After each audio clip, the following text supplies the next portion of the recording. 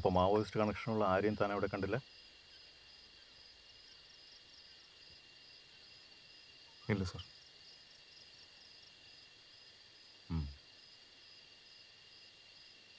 താൻ അറിഞ്ഞോ, തന്നെ കൊന്നതിന് 6 പേരെയാണ് ജാമ്യമില്ലാതെ റിമാൻഡ് ചെയ്തിരിക്കുന്നത്. പക്ഷേ അത് സത്യമല്ലല്ലോ സാർ. അതെ, സത്യമല്ല. പ്രത്യേകിച്ച് കൊല്ലപ്പെട്ട താൻ ജീവനോട് തിരിച്ചു വന്ന സ്ഥിതിക്ക്. ഇനിയിപ്പോൾ അവരുടെ പേരിലുള്ള കേസ് പിൻവലിച്ചല്ലോ സാർ. അവിടെയാണ് പ്രശ്നം. കേസ് പിൻവലിച്ചു കഴിഞ്ഞാൽ നമ്മൾ പറഞ്ഞതൊക്കെ കള്ളമാണെന്ന് വരും. ഒരു തെളിവുമില്ലാതെ ആദിവാസികളെ മാവോയിസ്റ്റ് കണക്ഷൻ പറഞ്ഞ് അറസ്റ്റ് ചെയ്യുന്നു എന്നായിരിക്കും പിന്നത്തെ വാർത്ത. അവർ നിരപരാധികളല്ലേ? അതിപ്പം നമുക്കല്ലേ അറിയൂ. അതിലൊന്നും വലിയ കാര്യമില്ലല്ലോ. നമ്മൾ എത്ര കേസിലാണ് നിരപരാധികളെ ഫ്രെയിം ചെയ്തിരിക്കുന്നത്. ഈ കേസ് പൊളിഞ്ഞാലുണ്ടല്ലോ, പോലീസിൻ്റെ മാവോയിസ്റ്റ് വേട്ട മുഴുവൻ ഒരു തട്ടിപ്പാണെന്നുള്ളത് തോന്നരുത്. ഒരു കാരണവശാലും അത് സംഭവിക്കരുതെന്ന് മുകളിൽ നിന്ന് കർശനമായ ഉത്തരവുണ്ട്.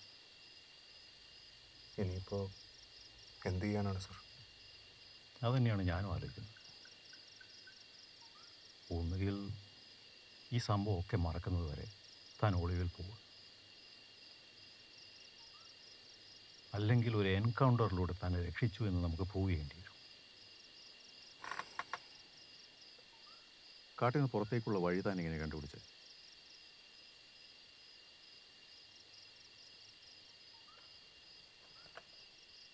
ആരുടെയും സഹായമില്ലാതെ തിരിച്ചെത്താൻ ബുദ്ധിമുട്ടാണെന്ന് എനിക്കറിയാം.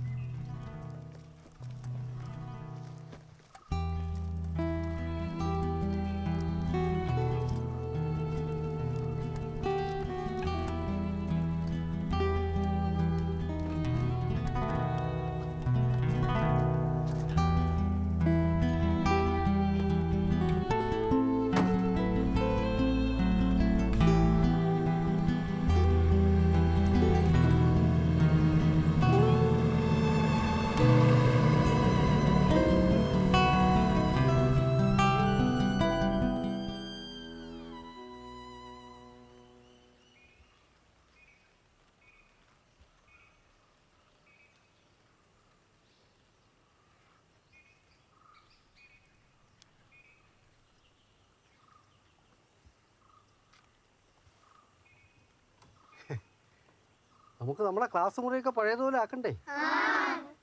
എന്നാ പിന്നെ ആരെങ്കിലും പോയി ഒരു തൊട്ട് വെള്ളമോ ഒരു ചൂലൊക്കെ എടുത്തോണ്ട് വാ. ഒന്ന് ഉത്സാഹിച്ചതൊക്കെ ഒന്ന് പറയക്കടാ.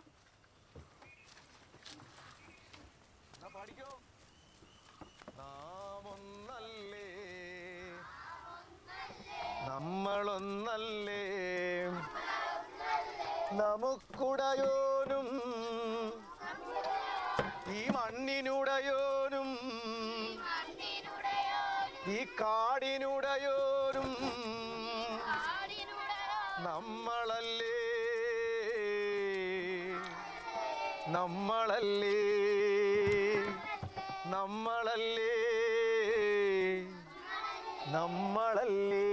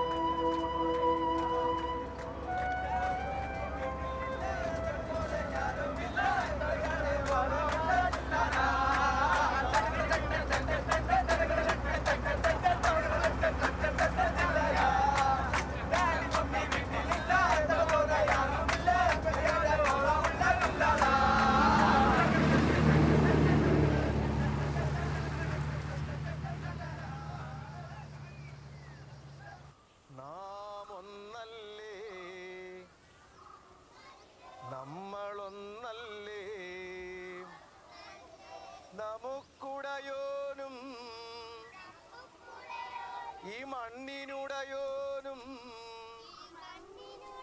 ഈ കാടിനുടയോനും നമ്മളല്ലേ